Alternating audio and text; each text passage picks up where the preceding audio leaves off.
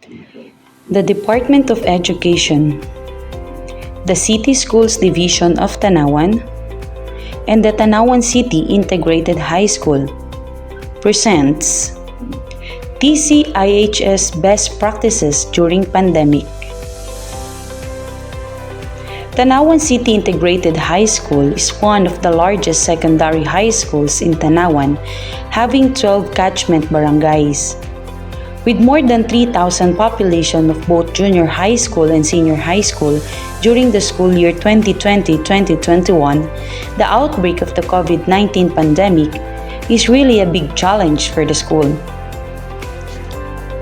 In response to the need to continue the education, the Department of Education issued a Memorandum Number 11, Series of 2020, which is the Basic Education Learning Continuity Plan or BELCP. This laid down the implementation of the school year 2020-2021 that embodied the appropriate guidelines, rules, and directives through program, projects, and activities. And this enabled the learners to continue learning and for the teachers to deliver instructions in a safe work and learning environment amid the threat of COVID-19. In this regard, the Tanawan City Integrated High School developed programs that help the learners continue their studies through different learning modalities such as the modular distance learning, online distance learning, and the digitized learning modality, which were localized to ensure that the learning packages were delivered. With the support of the LGU and other stakeholders, the implementation of the BELCP was a success. The localized implementation of the Learning Continuity Plan was done.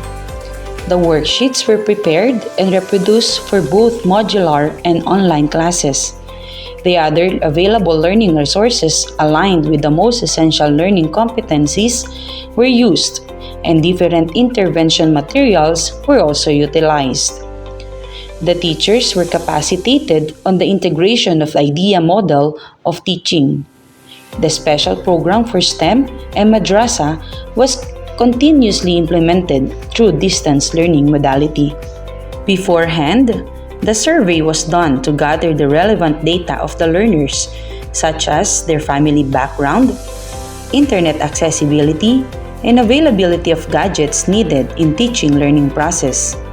And this became the basis for the planning and decision making. Hereof, the school always considered the capacity of the learners as well as their families in continuing their education amid the pandemic. The learners under the online modality were taught first of accessing the LMS to be used especially in basic computer operations. The school made sure that the learners can go with the flow of technology by themselves before having them in the actual online classes. The learners from the digitized and modular learning modality were taught through the modules prepared and delivered by the teachers in each barangay to ensure that these were properly delivered. The school ensures that the modules were delivered to the parents for the continuity of learning of their learners. Likewise, the learners were expected to do the assigned tasks for them to learn, still through the use of multimedia. The different modalities presented were all localized in the state that our students were surely given the enough learnings. The school made sure that the Basic Education Learning Continuity Plan was properly delivered and successfully done for the school year 2020-2021.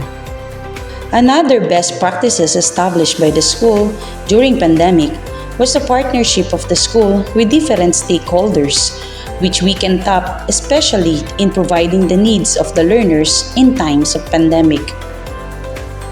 And one of the best practices of Tanawan City Integrated High School is the camaraderie we built in our community.